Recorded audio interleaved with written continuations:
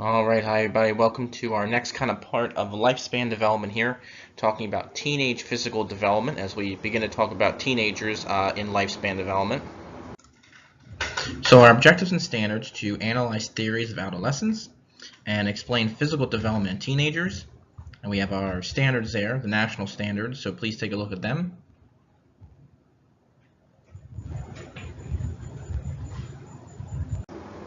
And our desired result, what physical changes occur during the teenage years. Okay, so an introduction to adolescence. The teenage or adolescence years can be complicated. It is the time period between childhood and adulthood, and there are mixed abilities and mixed responsibilities that occur. It also prepares teenagers for adult responsibilities. Now, initiation rites that mark admission into adulthood include turning 16, like getting your driver's license, or 18 when you are officially an adult. And there are also some informal celebrations, such as graduating from high school, maybe getting your first job, bar or bat mitzvahs for those who are Jewish, maybe a quinceañera for those of Hispanic backgrounds.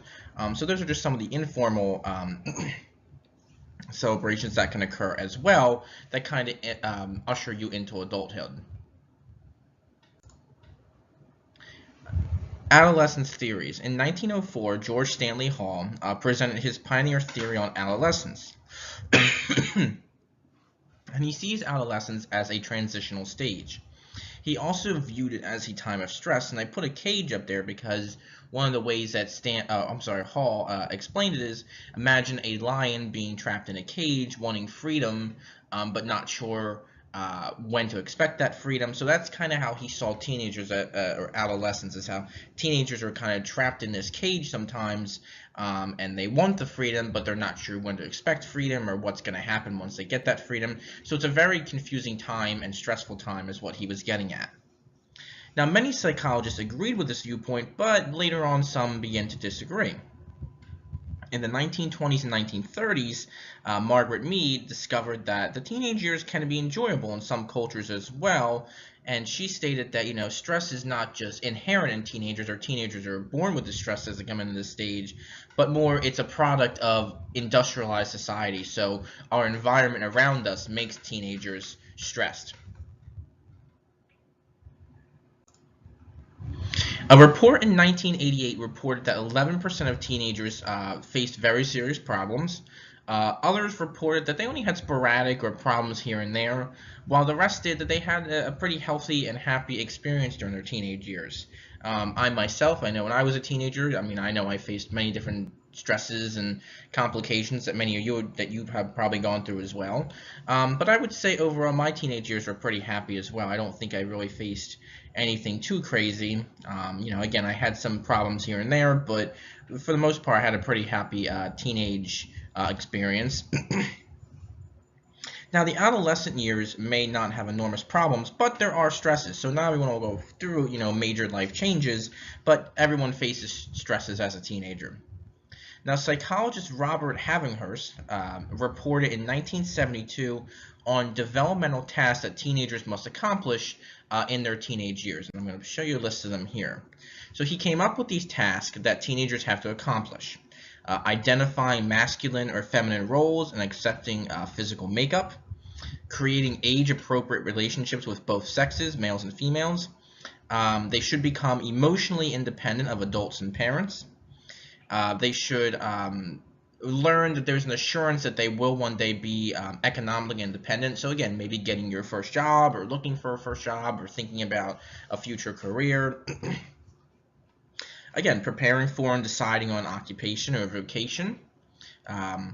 Being able to develop cognitive skills for social competence. So again, holding a conversation, a mature adult conversation, and things like that. Accepting and understanding what's acceptable in behavior. Obviously, in the teenage years, we don't want teenagers at the age of 14 or 15 throwing temper tantrums in the grocery store. If they don't get a candy bar, their mom won't buy them. Again, there are some cases where that's happened. There's developmental delays or special education needs or things like that. But again, overall, most teenagers understand that's not acceptable for me to be throwing a temper tantrum in the grocery store because my mom won't buy me my favorite cereal. Marriage and family preparedness, so preparing for, again, the future. And building values that are appropriate and harmonious. So again, building values that are acceptable to other people. Obviously, hopefully you don't think that robbing a bank and taking hostages. Obviously you hopefully understand that stealing is wrong, or things like that. You don't think that stealing is okay, and that everybody should just accept that, because most people in society do not accept that. And tasks may be difficult for teenagers to achieve, but they typically handle getting these tasks relatively easy. So teenage physical development. Puberty is a biological event that marks the end of childhood. There are a series of internal and external changes that occur from hormone triggers, and these patterns occur differently in girls and boys. Now, girls typically begin puberty between the ages of 8 and 10. Boys typically enter puberty between the ages of 9 and 16. Now, prior to puberty, girls and boys will experience what is known as a growth spurt. This includes a rapid growth of both height and weight. Girls begin to grow around age 12, and boys begin to grow around age 14. You can maybe remember when you were a kid or a teenager. I know when I was a teenager, my grandmother was saying to me all the time, "Oh my gosh, look how much you've grown." And I was like, "Really? I don't think I have." But you do begin to notice. Other people begin to notice that you grow. Typically over the summer, a lot of times over the summer, people will say when you come back to school, "Oh my gosh, you got so tall." I can remember that as a teenager as well. Now, weight begins to increase for girls around age 10, and this can sometimes make them look chubby.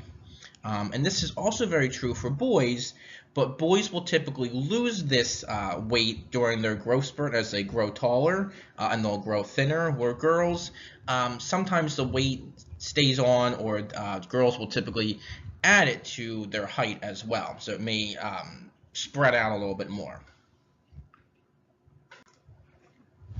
So let's talk about female development.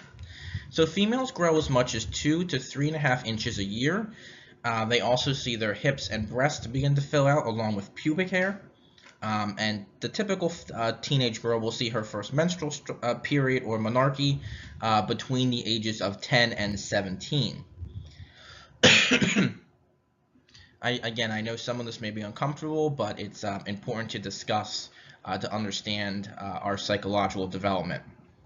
So 12 to 18 months will pass before her periods will become regular and she can conceive a child.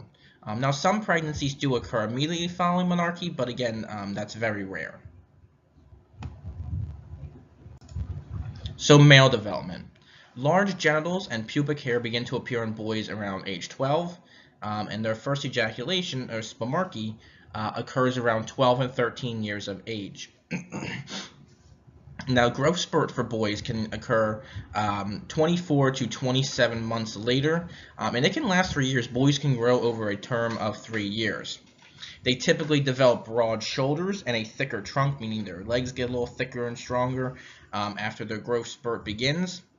And boys also develop more muscle tissue, and they develop a larger heart and lungs than girls. Their voices deepen, and hair begins to grow on their chest and face. Again, I'm sure many of you are aware of this, as many of you are probably experiencing this yourselves, or notice your own physical changes right now. Now, this rate and pattern of sexual maturation can widely differ.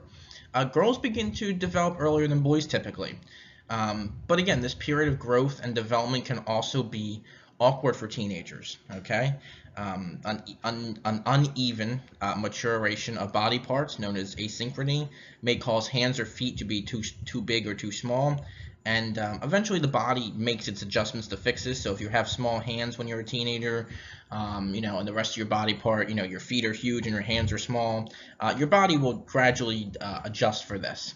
But again, this is a very awkward point for many teenagers. It's very uncomfortable, thinking about these things, discussing these things, and looking at themselves with these things. So, it is an awkward stage for teenagers to go through.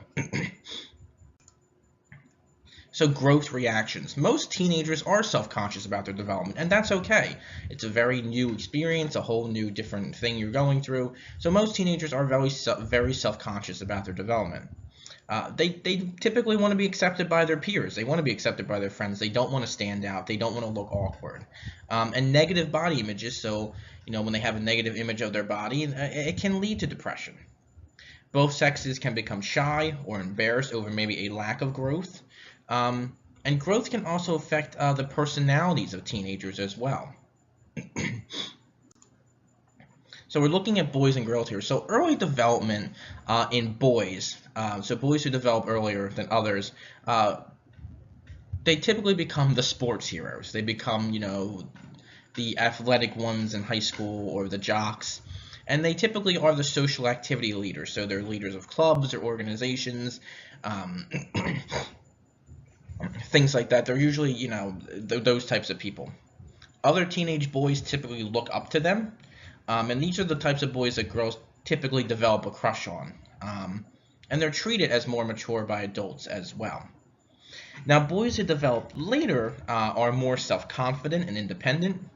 They typically achieve higher social and occupational statuses later on, but some may display withdrawal, or they may become or use deviant behaviors such as breaking the rules or laws if they develop later.